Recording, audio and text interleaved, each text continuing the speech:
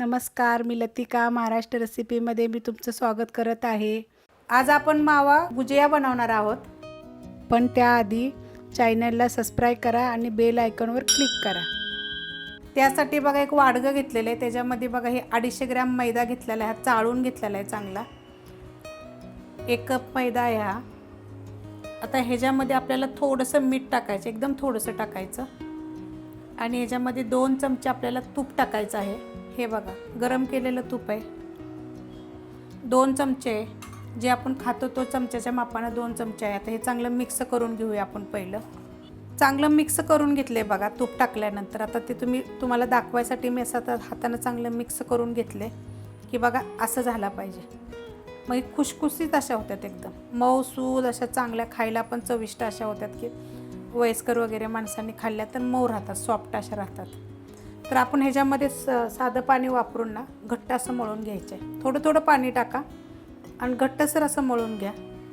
असं बघा घट्ट एकदम मळून घ्यायचं आहे आणि हे पीठ आपल्याला 15 ते 20 मिनटं थोडे वरती तुपाची धार सोडून झाकून ठेवायचे आपल्याला। हे कढई गरम करत ठेवली, त्यामध्ये बघा अर्धा चमचा ही देशी तूप आहे, गरम करून घ्यायचं। तूप गरम झालेलं आहे, गॅस आता एकदम बारीक करायचा आणि त्याच्यामध्ये बघा हा मावा टाकायचा आणि मावा आपल्याला चांगला परतून घ्यायचा। हा 125 ग्रॅम आहे, म्हणजे 125 ग्रॅम आहे, अर्धा पावशर। एकदम बारीक गॅसवर करायचं, एकदम बारीक गॅसवर बघा एकसारखं परतत जायचं, असा गोल्डन कलर आला पाहिजे। बघा त्याला तूप किती सुटलेलं आहे, असं एकसारखं हलवून हलवून हलवून चांगलं भाजायचं। जास्त करपून वगैरे द्यायचं नाही, जास्त गोल्डन कलर आपल्याला नाही पाहिजे। बघा असा कलर आला की नाही गॅस बंद करायचा। बघा हे तूप जे सुटलं होतं ना ते एकदम आता घट्ट झालेलं आहे, अशा पद्धतीमध्ये आपल्याला पाहिजे।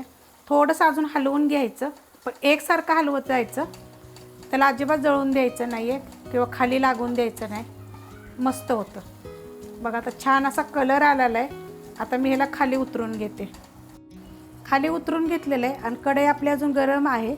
तर त्याच्यामध्ये ही जी सुक्कं खोबरं आहे, हे त्याला काय म्हणतात, कोकोनट बी म्हणतात त्याला।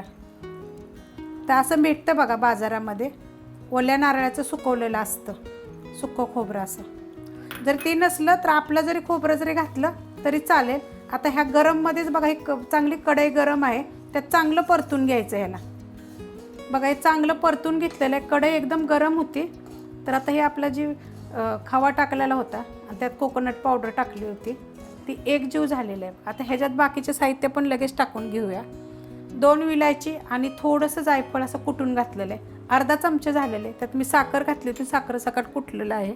आता ही 4 चमचे बदाम आणि काजू मी बारीक बघा असे केलेले आहेत, म्हणजे थोडंसं दाताला लागण्यासारखे लहान मोठे आहेत, असे कुटून घेतलेले आहेत खलबत्त्यामध्ये। तुम्ही मिक्सरला केलं तरी चालेल आणि चवीप्रमाणे साखर टाकायची। आपली ही मोठी साखर मी बारीक केलेली आहे, तर ते आपण चवीप्रमाणे टाकून घेऊया। आता हे थोडंसं गरम आहे त्यावरच टाकायचं, म्हणजे त्याची चव छान अशी येते, एकजीव होतं। आपण हे ना चांगलं मिक्स करून घेऊया, म्हणजे हे सगळं एकजीव झालं पाहिजे, म्हणजे त्याची 1 नंबर चव लागेल। चांगलं मिक्स झालंय बघा, वास तर एकदम छान असा सुटलेला आहे। तुम्ही पण करून बघा, काहीतरी वेगळं खायला भेटेल। आता मी एका भांड्यात काढून घेते याला, तो वाडगं घेतलेलं आहे त्यात आपण हे काढून घेऊया। एका वाडग्यामध्ये बघा हे काढून घेतलेलं आहे आणि जरा असं टेस्ट करून बघितलं की म्हणजे साखर व्यवस्थित आहे का, तर लई छान लागते चवीला। तुम्ही खरंच करा हे। आता आपण बनवायला घेऊया। तर छोटे मोठे तुमच्या हिशोबानं करा, तर मी छोटे छोटे करणार आहे। पीठ चांगलं भिजलं पाहिजे, म्हणजे चांगले होतात बघा एकदम।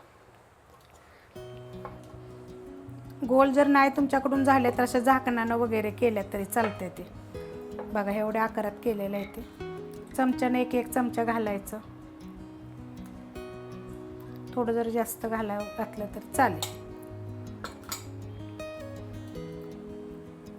असं थोडं दाबून घ्यायचं साईडनं असं, हे असं बघा।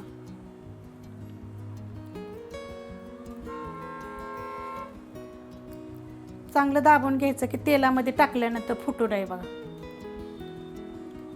आणि आपण करंज्याला कशी मुरड घालतो तशा टाईपमध्ये करायचा, तुम्हाला मी दाखवते। हे साईडला जर जास्त असं केलं की नाही तर मुरड घालायला बघा चांगली येते.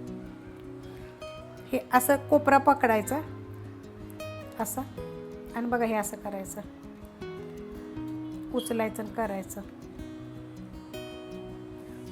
हे असं करायचं.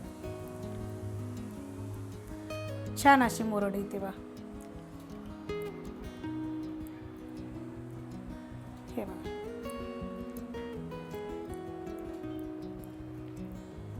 हे असे कोपऱ्यात बघा फिरवून दाखवते तुम्हाला. हे बघा अशा पद्धतीत मुरड घालायची. अशा पद्धतीने मी सगळ्या करून घेते. आवडीनुसार करा किंवा असे काट्याने जरी साईडनं असं दाबून दाबून केलं तर चालते, आपल्या फिरकीने केलं तरी चालते. अशा प्रकारे मी सगळ्या करून घेते. 3 बनवून घेतलेले तर मी आता हे तुम्हाला तळून दाखवते. तेल बघा गरम करायला ठेवलं तर चांगलं गरम झालेलं आहे, एकदम बारीक गॅस केलेला आहे. तर त्याच्यावर आपण तळायला घेऊया. 2च टाकून घेते कारण की कढईमध्ये ह्या 3 येणार नाही ती. आणि वरून असं थोडं थोडं थोडं थोडं तेल टाकून घ्यायचं. मस्त होतात एकदम. रेसिपी बघितली की एक लाईक करा आणि कमेंट करत जा. तुम्ही लोक आता हल्ली कमेंट बी करत नाही आणि लाईक बी करत नाही. बघा किती मस्त झालेले आहेत. हे पण पलटी करूया आपण आणि चांगलं एकदम हे करून घ्यायचं, आपल्याला तळून घ्यायचं आहे. बघा एकदम छान असा कलर आलेला आहे. तर हे काढून घेते. बघा किती मस्त असं गोल्डन कलरवर करून घ्यायचे. 15 दिवस राहतात. तर अशा पद्धतीने मी बाकीचे सगळे बनवून घेते. ही जर रेसिपी आवडली तर लाईक करा, सबस्क्राईब करा, कमेंट करा आणि शेअर बी करा.